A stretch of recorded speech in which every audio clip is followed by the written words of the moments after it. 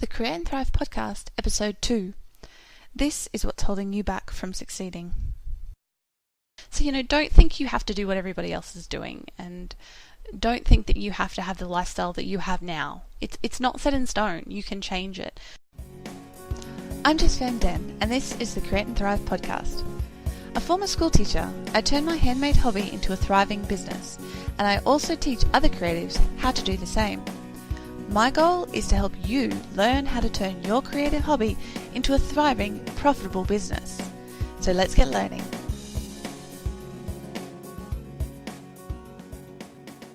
So today I want to talk to you about what's holding you back. Why haven't you reached the goals that you want to reach? Why haven't you gone in the direction you want to go in? We all face obstacles and we all face challenges. And, generally speaking, I think we can sum up the things that are holding us back in 4 categories. And these 4 categories are knowledge, time, money, and fear. So let's talk a little bit more about each of those. Let's start with knowledge. One of the things, I don't know who came up with this one. I remember a friend of mine in high school, in our yearbook, put this as a quote: the wise woman knows that she does not know. If you realize that there's so much that you don't know, and another problem is that you don't know what you don't know. I know that sounds a bit circular, but you can't know everything. Nobody can, and you can't even know even 50% or 20% when you're starting out of what you're going to need to know in order to reach your goals. And I think a lot of times that holds people back. They just feel overwhelmed. They feel like there's just too much to learn. It's just overwhelming. It's too much, too hard. And they just give up before they even start because they think that they're not capable of figuring it out. And as Marie Forleo says, everything's figure-outable. If you have the determination that you want to work this out and that you want to figure it out, you will figure it out. And it will take time, and it might be hard, and it might be tricky, and you might make mistakes. But you know what? That is absolutely fine. Another thing, we all started from there. We all started from a place of not knowing anything.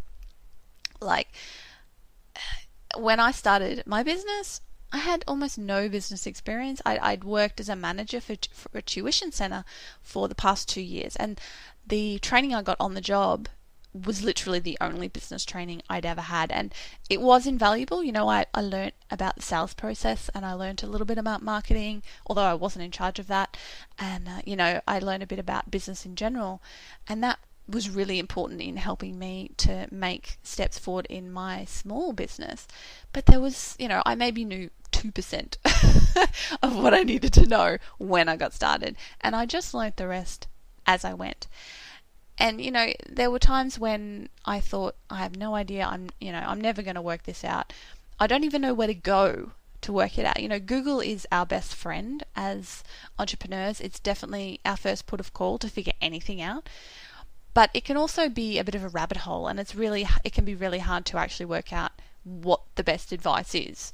So, I think having people to talk to, fellow colleagues or a mentor or someone who's a little bit further ahead of on the path than you, is probably one of the best ways to learn, because they have been there, they've been through it, and they can tell you from experience where the potholes are, where the tree branches are that might smack you in the face that you can't see. So, it's really important to find those people as much as you can and learn from them. So, you cut out a lot of time. If you find those people who can help you, the people who've been there before, you will just save yourself so much time and so much heartache and a lot of failure, because, they will be able to help you avoid a lot of mistakes. Of course, the information's out there. It's really about having a filter, and that's why that's why you read books by people who've are an expert in a field. It's why you take e-courses. It's why you go to seminars or conferences. It's so that you can basically speed things up and learn things more succinctly from the people who've been there before. So if you feel like a lack of knowledge is holding you back from something that you want to do, start with Google. start learning by yourself, but as fast as you can, try to seek out people who have done it before you and learn from them. And that really is the most effective way that you can overcome that knowledge barrier. So the second thing is time. Now, it's been said a million times, but we all have the same 24 hours a day, every day. But we all have different lives. We've all got a different lifestyle. Some of us are single, some of us are married or partnered, some of us have kids, some of us don't. Some of us are young and, we're just getting started in the world. Some of us have already lived a full life and we're in retirement, and, this business we're starting is a new thing, and it's kind of our something maybe we've wanted to do but just never have gotten around to. Me, I'm in my early 30s. I don't have kids. I've got a husband who works with me full time in the business, and does most of the domestic stuff. He does the cooking and the shopping and stuff like that, and that's just awesome because we work as a team, and so whatever needs to get done gets done, and he supports me and I support him. So I have in some ways that luxury of having more time to myself, in that I don't have kids to take care of, I don't have elderly parents to take care of, and things like that. So that frees up a bit more of my personal time. But everybody has the same amount of time, and it's kind of what we choose. Sometimes things happen in our life and they're unexpected, they blindside us, or maybe not even that. Maybe you've just walked down the path that you've always thought you should walk down, and what everybody else around you was doing, because that's what we do. We do what our family and our peers and our social group does. And maybe only now have you stopped and gone, hang on a second, maybe this isn't what I want to be doing. Maybe this lifestyle I've developed for myself is not making me happy, or it's not my dream for my life. And you can, to a certain extent, change that. You can break out of the lifestyle that you've created for yourself and create something different. I used to have a regular, full-time job, and I lived in a share house and, rented and all that sort of stuff before. Nick, had a house back in England and paid off a mortgage, and we've done all of those things, and we know that that's not what we want anymore. We don't need a big house. We live, we still, as I record this, we live in 2 rooms in a converted part of a barn that's been converted, and we have to go over to my parents' house to, use the big kitchen and stuff like that. And really, it's not a hardship. It's amazing because it allows us the freedom to come and go.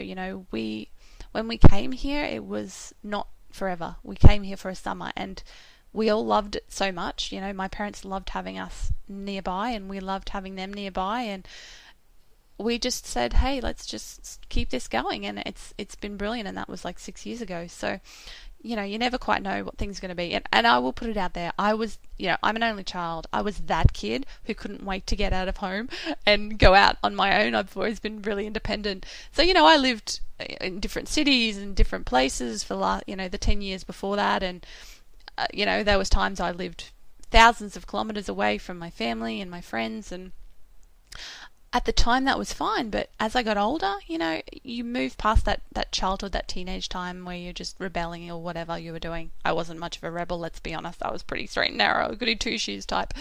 But you need to break out on your own. And now that I'm getting older, I value my family a lot more, and I realize, hey, these people gave me everything, and I love being around them, and I love being close to them, and that's part of the lifestyle that we've chosen. We live here because we want to be here. We can afford to go buy a house and somewhere else if we wanted to, but we don't want to. That's not what our goals are. So, don't think you have to do what everybody else is doing, and don't think that you have to have the lifestyle that you have now. It's not set in stone. You can change it. You can change what you do with your time. And a lot of us, we all have routines and habits. I think 80% or more of the things we do every day are habitual. So I would encourage you, have a look at those habits. Are they habits that are holding you back from doing what you want to do, fulfilling this dream of having this business? Are you, wasting 3 hours a night just sitting in front of the television because you're so tired? Why are you so tired? Do you need to take better care of yourself? Do you need to get more exercise? Do you need to eat better? Do you need to, get a bit more help with something, with your job, with your family? Have a look at the habits that you've fallen into and see which ones really aren't serving you in looking forward to this new life that you want to develop.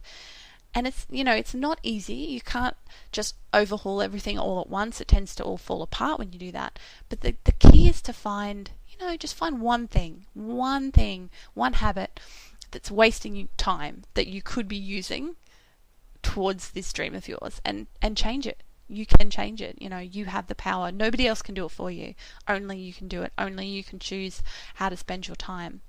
So, your life and mine are never going to look the same, but that's not the point. The point is to have your best life and to go after your dreams and spend the time doing what you really want to do.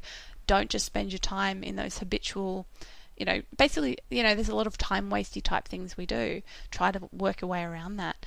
And when you, dig out those new pockets of time, be conscious and be deliberate with how you spend them. Set goals for yourself. So, okay, I want to achieve this in my business. I want to, develop 5 new products in the next 30 days and get them up in my online shop. That is my goal. That's what I'm going to spend this extra half an hour in the evening I've taken away from, reading a book or watching television, and I'm going to make it happen and do it. And those little pockets of time can make a huge difference. I remember a story from Darren Rouse from ProBlogger, and he told this story a few years ago that his first ebook, it took him years to get around to the point of writing his first ebook, but the way he made it happen was he said, okay, I'm going to set aside 15 minutes a day. That's it, just 15 minutes, and I'm going to work on that ebook until it's finished. 15 minutes a day, every day. And I think he said it took him a couple of months, maybe, to get it done, if that. And then he put it up for sale and made a huge chunk of income from that, and thought to himself, why on earth did I not do this sooner? So, those little chunks of time can make a huge difference. Now, the third thing, of course, that holds us back is money. Just like time, the money that we have to devote to our businesses will vary wildly. Maybe you have an awesome income already. Maybe you have heaps of savings. Maybe you've got a partner with an awesome job who can support your family while you chase your dream. Maybe you don't.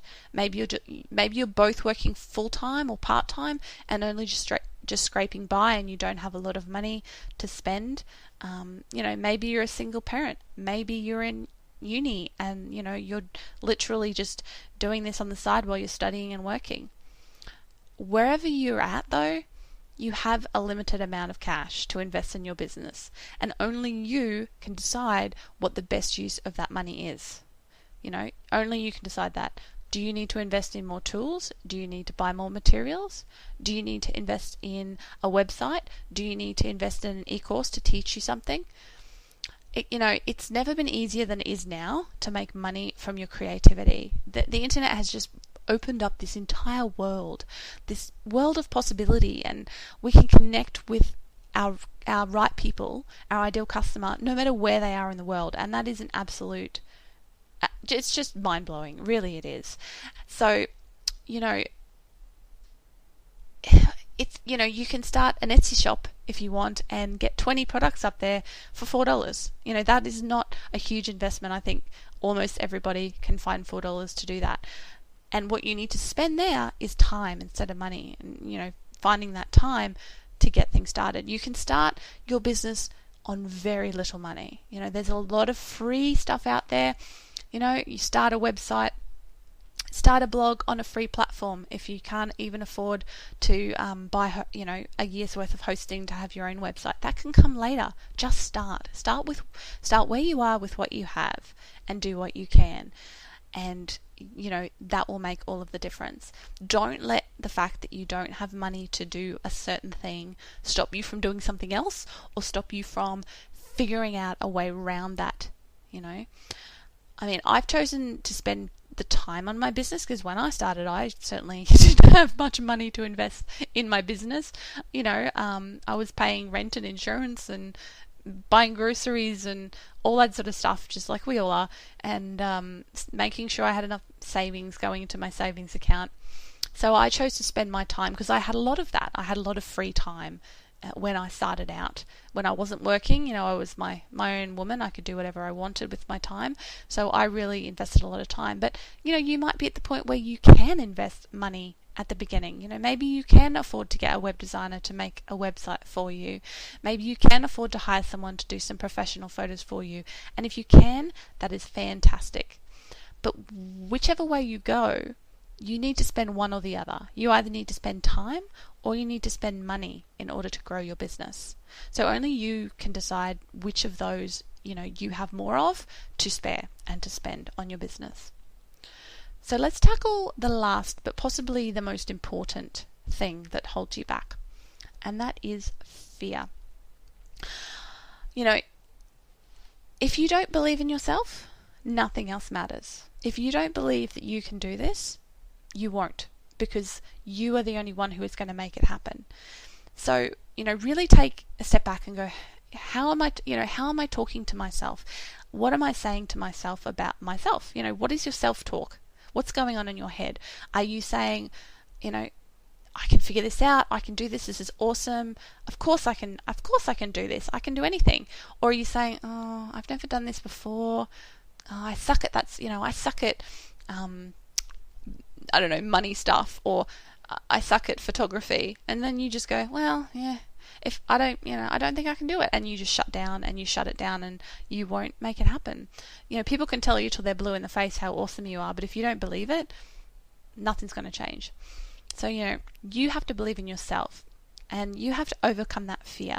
Now, there's two types of fear here, really. There's fear of failure, which is what most people think of when we talk about fear. But there's also the fear of success. Okay, we can be, especially in Australia, we have this thing called the tall poppy syndrome here in Australia. That if you stand up above the crowd, you're afraid you'll get cut down. You think people don't like, the tall poppy, the person who stands up and goes, "I'm awesome, I can do this. I know what I'm doing. I'm confident." And people can, really shoot themselves in the foot because they say, well, I don't want to be that person. You don't have to be. You can be confident and humble. You can be successful and still be likable. It's not, the two things aren't mutually exclusive. You don't suddenly become a douche just because you become successful. You're still you. So, don't be afraid of that success, and don't be afraid of making it. And because when you do, things will change. Things will change in your life, and you may not be prepared for how much things will change. But, don't let that fear of success hold you back. And when it comes to the fear of failure, goodness me, do not let that stop you. Because you know what? You will fail, and you will fail a lot, and you will fail over and over again. And even when you've been doing it for 5 years or 10 years or 15 years, you will still fail, and you will make mistakes, and that is okay. Don't be scared of never doing anything because you won't be doing it right. If chances are the first time you do it, you won't do it right. It's like anything in life. The first time you got on a bicycle, you fell off. The first time you tried to walk, you fell over. You had to learn, and we all have to learn. So it goes for everything. And you just have to go, okay, well, I'm going to fall over, and then I'm going to get up, and then I'm going to keep going, and I'm going to fall over again, and then I'm going to get up and keep going. Don't be frightened to devote yourself to your dream because you don't believe you can make it a reality. You can. Don't think that you're not good enough, or you're not worthy, or you're not whatever you are. You're not young enough, you're not educated enough, you're not rich enough, you're not whatever it is to make it possible. You are. Nobody can live your life, nobody can do it for you, and nobody can make you believe in yourself. You are the one who has the power, you are the one with the dream, and you are the one who will make it a reality if you believe you can. Okay? So I like to say this, feel the fear and do it anyway. You just need to. You just know, I'm afraid. We are all afraid. a lot of the time. Especially when you're getting started, or whenever we do something new. Whenever I do something new, I'm afraid. Whenever I launch a new product, whenever I put a blog post or a podcast or anything out into the world, there's always that frisson of fear there. There's always a little bit of fear because you're putting something out there. You're putting a little piece of yourself out there for the world to judge, basically. And that can be really, really scary. But it's worth it because, even though you might get some pushback or you might get some negative feedback somewhere along the line, chances are 99% of what comes your way will be positive, and that's what you need to focus on. So, just get out of your own way and get on with it and make it happen, because, you can overcome all of these obstacles. Knowledge, time, money, and fear, there's a way around all of them. And just focus on the small wins. Focus on the little steps that you can take with each of these things every day. When it comes to overcoming fear, have a positive affirmation or a positive phrase that you can say to yourself in your head that, helps you to believe in yourself. When it comes to money, have a plan. Say, okay, I'm going to set aside $10 a week and I'm going to make a special bank account, and that's going to be my business investment money, and I don't care how long it takes me, I'm going to make it happen. Same with time. Set aside that teeny bit of time, every single day. And when it comes to knowledge, always be learning. I'm reading and learning every single day. And I think that's one of the keys to being successful in anything, and when I say successful, I don't just mean financially successful. I mean feeling like your life is a success and that you love what you do every day and you get up and you want to get on with it. Find those people who you admire, find people who you can learn from, read books, read blog posts, take courses, go to events and learn from those people. And if you really believe in yourself and you can work out a plan for how to overcome these 4 things, you'll stop holding yourself back from succeeding. For the show notes and highlights from today's episode, head over to createandthrive.com/podcast and look for episode 2. And it'd be awesome if you enjoyed today's episode, if you could subscribe to the Create and Thrive podcast. Just do so in your podcast software of choice, and hopefully I'll be chatting to you again next week. Thanks so much for listening, Thrivers. Bye.